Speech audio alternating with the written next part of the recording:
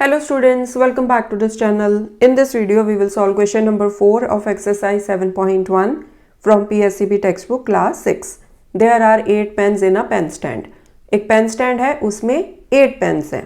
What is the rule that gives the total cost of the pens? आपने यहाँ पर generic rule लिखना है जो आपको टोटल कॉस्ट बता सके पेन्स की, मतलब जितने भी पेन्स हों आप उनकी टोटल कॉस्ट बता सको, ऐसा आपने जेनरिक रूल लिखना है. If the cost of each pen is represented by a variable C, अगर ईच पेन की कॉस्ट हो वेरिएबल सी, ठीक है. सो इस वेरिएबल का यूज करके आप एक जेनरिक रूल लिख दो. बहुत ही सिंपल क्वेश्चन है. देखो, एक पेन की कॉस्ट आपको दी हुई है वेरिएबल सी. आप नॉर्मली कैसे क्वेश्चंस को डील करते थे कि लेट सपोज आपको एक पेन की कॉस्ट दी हुई है 5 रुपीज. 8 पेन की कॉस्ट आप कैसे निकालोगे?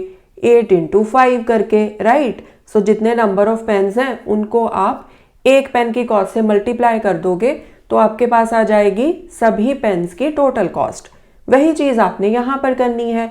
यहाँ पर आपके पास नंबर की बजाय एक वेरिएबल है, राइट. तो आप नंबर की बजाय नंबर ऑफ पेन्स को मल्टीप्लाई कर दोगे इस वेरिएबल के साथ. मैंने आपको इंट्रोडक्शन में बताया था ना, क्वेश्चन नंबर 1 किया था जब हमने एक्सरसाइज 7.1 का, कि वेरिएबल्स को आप वैसे ही डील करते हो जैसे आप नंबर्स के साथ डील करते हो. तो जैसे आप ऑपरेशंस परफॉर्म करते हो नंबर्स के ऊपर, मल्टीप्लाई करते हो नंबर्स को, सब्ट्रैक्ट करते हो, डिवाइड करते हो, राइट. सो वैसे ही आपने ऑपरेशंस इन वेरिएबल्स के लिए परफॉर्म करने होते हैं, ठीक है. सो स्टार्ट करते हैं क्वेश्चन को सॉल्व करना. Total cost of the pens is equal to number of pens multiply by cost of each pen. ठीक है, आप वैसे ही सॉल्व करते रहे हो नॉर्मल क्वेश्चंस को.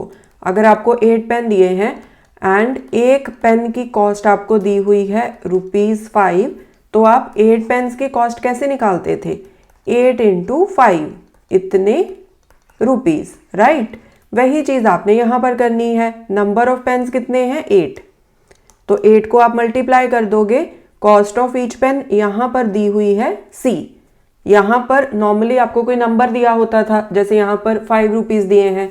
अब यहाँ पर हम वेरिएबल्स की टर्म्स में बात कर रहे हैं, तो यहाँ पर हमें जो कॉस्ट है ईच पेन की वो वेरिएबल की फॉर्म में दी हुई है, तो आपने वेरिएबल के साथ मल्टीप्लाई कर देना है, right.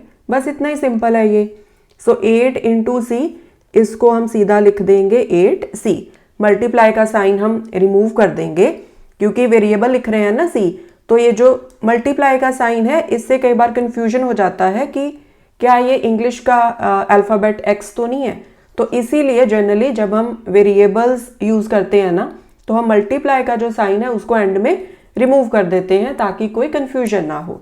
So we will write 8C. This is the answer. ये आपका बन गया जेनरिक रूल.